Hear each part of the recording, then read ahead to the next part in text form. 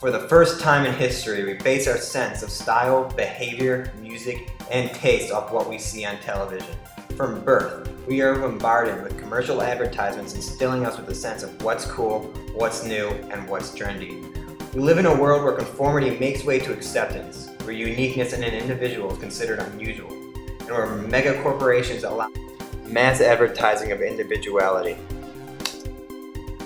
To this day, in the 21st century, advertisers spend over $15 billion to expose American citizens to more than 2 million commercials by the age of 65. Children on average see 2,000 commercials per year. In one survey conducted in 1993, 92% of Americans polled said that the commercials made their children more materialistic. The advertisement epidemic is clearly intensifying, but how does it affect the consumer mentality?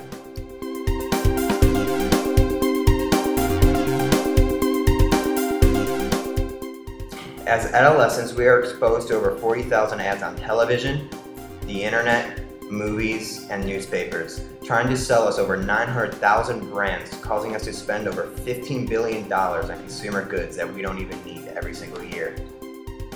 According to the official journal of the American Academy of Pediatrics, young children and adolescents in particular are cognitively and psychologically defenseless against advertising because they do not understand the notion of intent to sell and frequently accept the advertising claims at face value. Advertisers discover what marketing ploy makes adolescents more susceptible to buy into. They use methods such as tie-ins and product placements in TV shows, movies, and celebrity endorsements. One noteworthy example of the emphasis in corporate tie-ins is that Coca-Cola allegedly spent $115 million for the global marketing rights to Harry Potter and the Sorcerer's Stone. These advertisements use connections with popular media to charm and convince us what to buy, what to eat, what to wear, and how to act cool. The constant bombardment of advertisements by mega marketing conglomerates affects our judgment of what's socially acceptable. In a survey conducted by the directors, an overwhelming 70% of Hawkins students say what they see in commercial advertisements affects their sense of style, behavior, and their general opinion. The messages the commercials emit translate and reflect into our own individuality, and then into society as a whole, where we stop thinking for ourselves and simply go with the flow set by commercial advertisements' influence in society.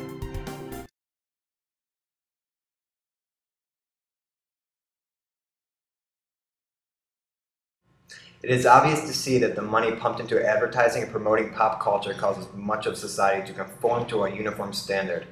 However, what is less clear are the adverse effects on the human health and behavior as a result of conforming to the messages that the commercials leave.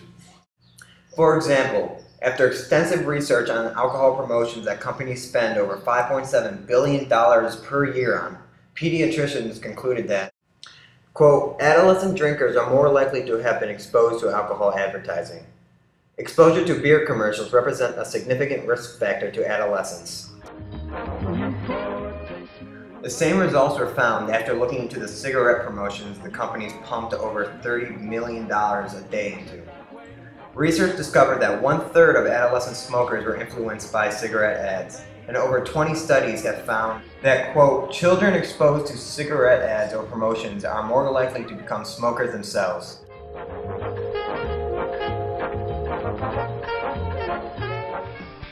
The large submission to the message of drug advertisers merely epitomizes the notion of our material life that revolves around the influence of commercial advertisement. Our style is based off the newest fashion trend we saw being sported by that one celebrity. Our diet is based off what mega food and restaurant franchises present us in their ads. We buy the newest technologies we see being promoted to keep up with the fast-moving times. The American individuality has been obscured behind a pair of iPod headphones, American Eagle and Abercrombie apparel, a pair of Nikes, and a Chipotle burrito. We mindlessly conform to the corporation's image. But what's the alternative? Emerson says we have a choice. We have a choice to, quote, be dragged in the wake of the passive flock, and to pass 101 times beneath the shears of the shepherd, or to die alone, like a brave eagle on a rocky crag of a great mountain. That is the dilemma. Now, what do you choose? Bye.